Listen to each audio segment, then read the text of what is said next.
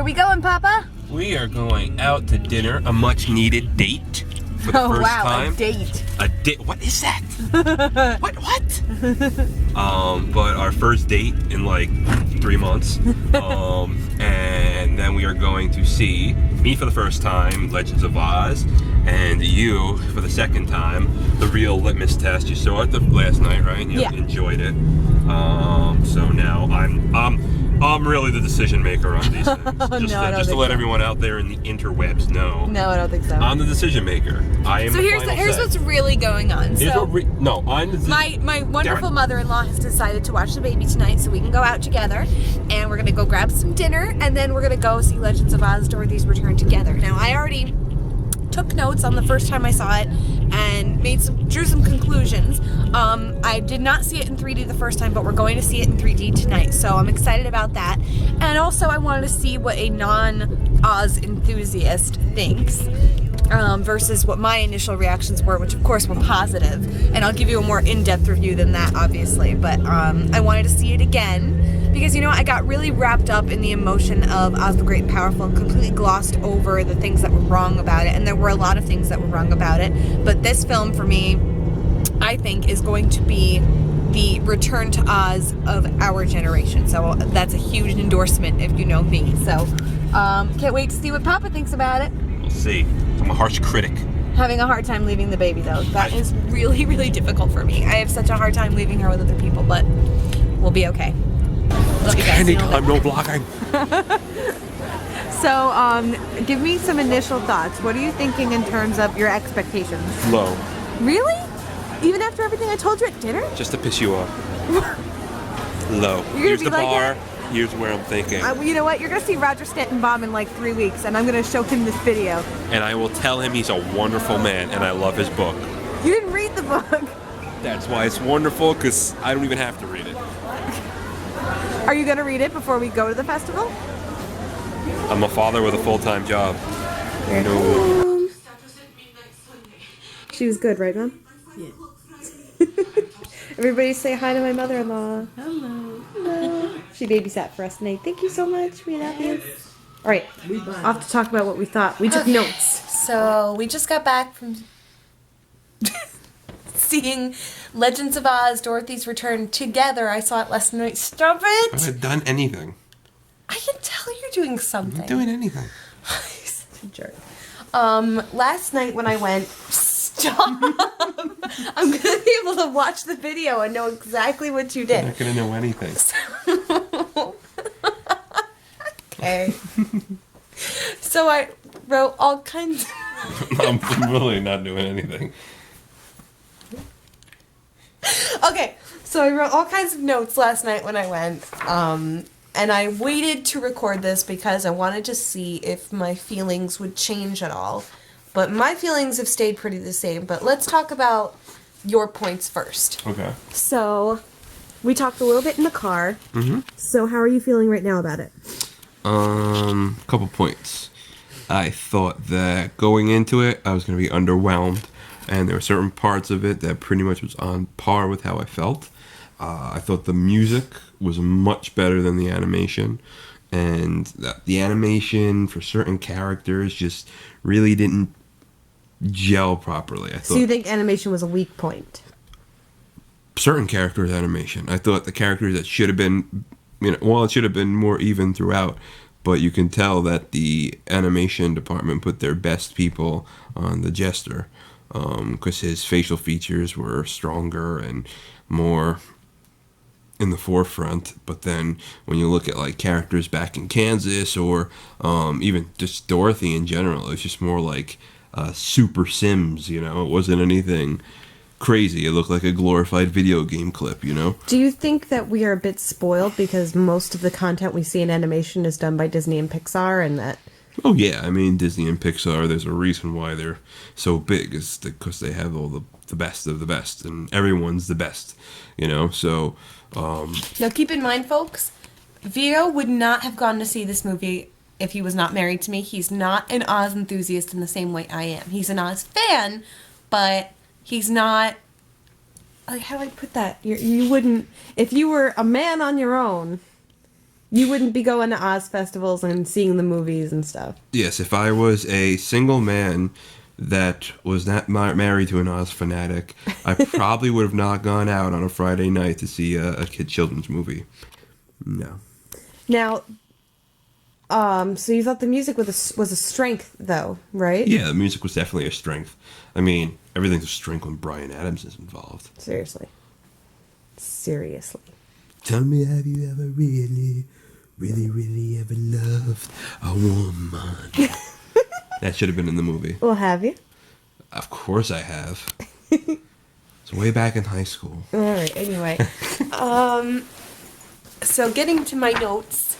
Notes. I wrote a bunch. And some points I want to talk about. First of all, I feel like Oz is screwed in cinema no matter what they do. Because if you recall, Return to Oz was a critical failure in theaters. Why? Because at the time, dark reinterpretations of classics were not in vogue like they are now. So people said, oh my gosh, it's so different from the original. I can't believe that they would do this. And it was panned, essentially, for being too far off the beaten track in terms of what they expected in relation to the MGM film.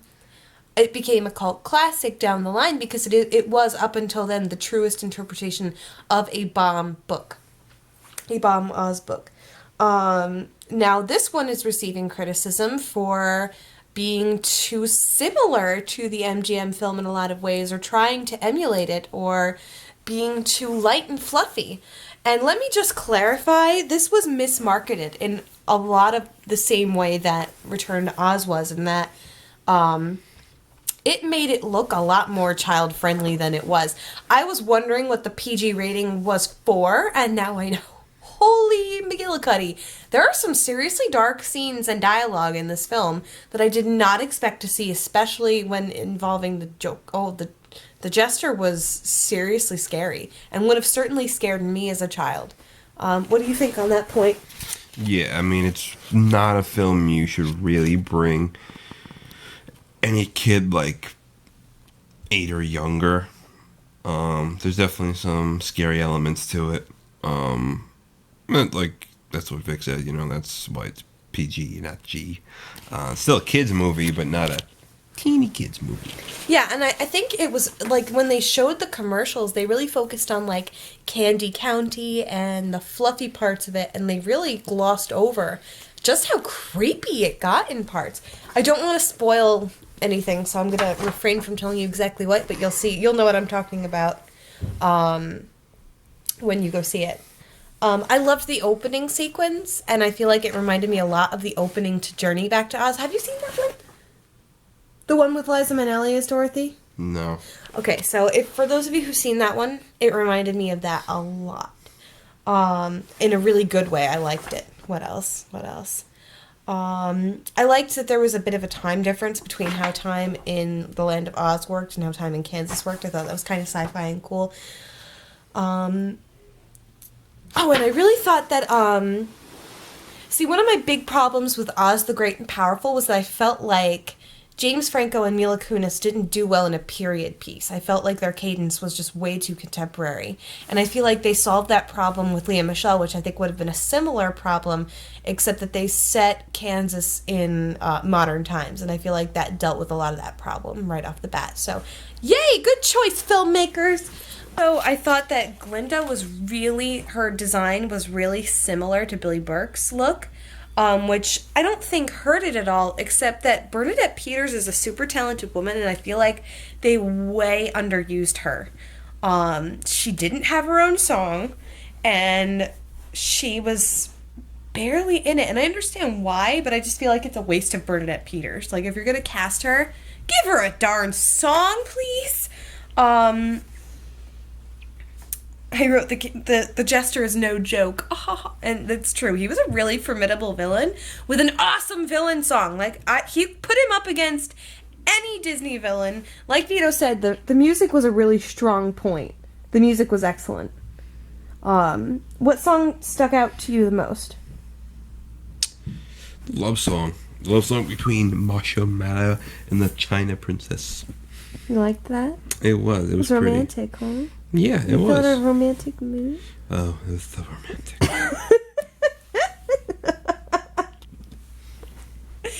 Yeah, I actually really enjoyed that song too. I've been listening to it a lot in my car.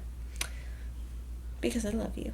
Oh. Aww. Anyway, I wrote, I heart Marshall Mallow. I thought he was such a great character, and I think the new characters were really strong. I loved Wiser, I loved Tug, loved the China Princess, and I think that they all really worked well together. And I think it would be exciting to see them in a sequel. And to see, because one of the really interesting things was that while only a day had passed for Dorothy, in Oz, years had gone by. And so the Lion, the Scarecrow, and the Tin Man had been together for years, and you could tell we're getting so sick and tired of one another. So I think that was a really interesting dynamic to see, because you really only see them in the beginning of their relationship in other interpretations, and now they've been together a long time, and they are just sick to death of one another's quirks. So, and they really play up on that, and I enjoyed it. Keep your eyes peeled for other Oz characters, especially in the song, in the sequence "Work With Me." You'll spot a couple of really fun Oz characters from the books. Comment down below if you know who I'm talking about, because I actually squealed when I saw them. I was like, ah! It was so cool. Even Vito spotted them. Don't say. Don't. No. So, there was that. I thought there were no weak performances in terms of voice acting. I thought they were all strong. I was concerned about Dan Aykroyd's choice of voice for the Scarecrow when I heard it in clips, but he was very consistent all the way through. I was worried he wouldn't be able to hold that voice consistently all the way through, because it was definitely a specific sound, and when you get that specific, sometimes they lose it in parts, but he really held it together well. I think they all did a really great job, and I thought they really made Dorothy a very well-rounded character. She was very human and very real to me, even though her animation was at times very plastic. But as a character, wouldn't you say she was well-rounded? Yeah. She was not just the saccharine sweet, But sometimes the animation, the lack of good animation took away from the performance, because you're hearing the emotion evoked, but it's not coming off. Yeah, I would agree. And also, I really loved the parallels that they drew between Kansas and the Dainty China Country, and you'll see why when you see it. But I actually thought Dainty China Country was the prettiest environment. I thought it was the most detailed and well landscape-wise, yeah. Absolutely. Yeah, definitely. And I had some trouble with the ending. I think the ending actually left it open to a sequel in a really cool way in terms of what happens to the Jester. It was different from the ending in the book. It's not the same. So if you've read Roger Stantonbaum's book, Dorothy of Oz, upon which this is based, if you haven't, I suggest strongly that you do. But if you have, the ending is different and sets it up for a sequel. But I really feel like Dorothy should have stuck around a little longer. Spoiler alert, once she is victorious, we all know she's going to win, right? She's kind of like, okay guys, bye. And they're like, bye, that's totally normal, go home. And I'm like, what?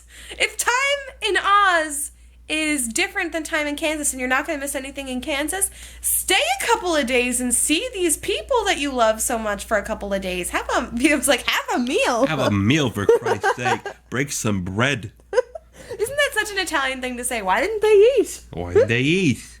You break some bread, have some nosh. It's all good. We don't have nosh. You eat nosh.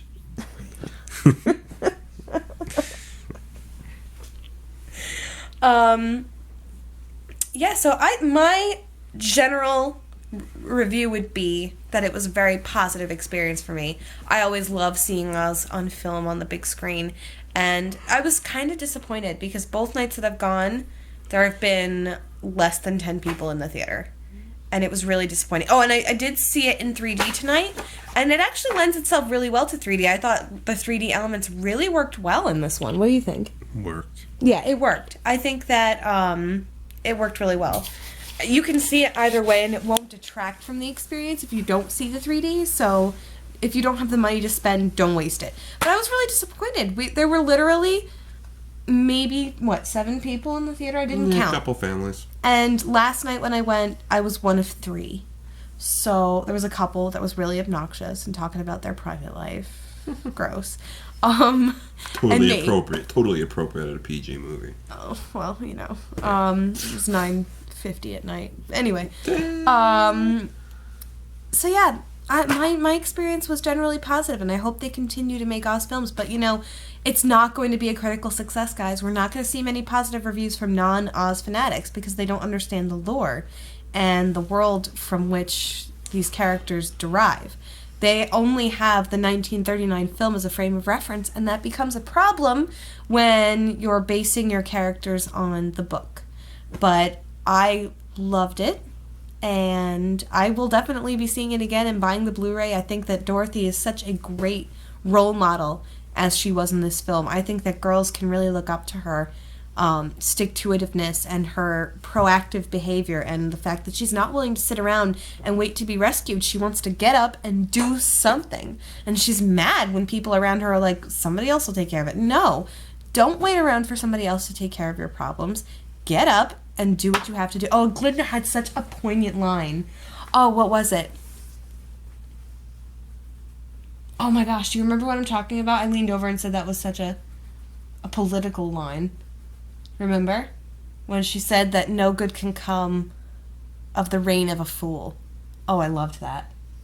Oh, it was so poignant with the... I'm not going to get political, but anyway. Thank you guys so much for watching. Don't forget to leave a comment down below and thumb up our video if you'd like to see more. I know a couple of you have been asking us. Yes, our entire family, myself, my husband, and our daughter, will be attending Ozstravaganza this year from June 6th to the 8th in Chittenango, New York. So I hope you guys come out, and we'll see you there. It's a great festival, and it's a lot of fun. And I really hope I encourage all of you strongly to go see the movie. We really enjoyed it, and I think you will too. So anyway, we're going to go relieve our poor mom of the baby and get some sleep, and we'll see you guys soon. Bye-bye! We've got lots of new stuff, so we'll be making more videos soon. Yeah, sorry. What new stuff? What do you mean what new stuff? You know what new stuff. You What bought new most stuff? of it. You said a bunch. Bye!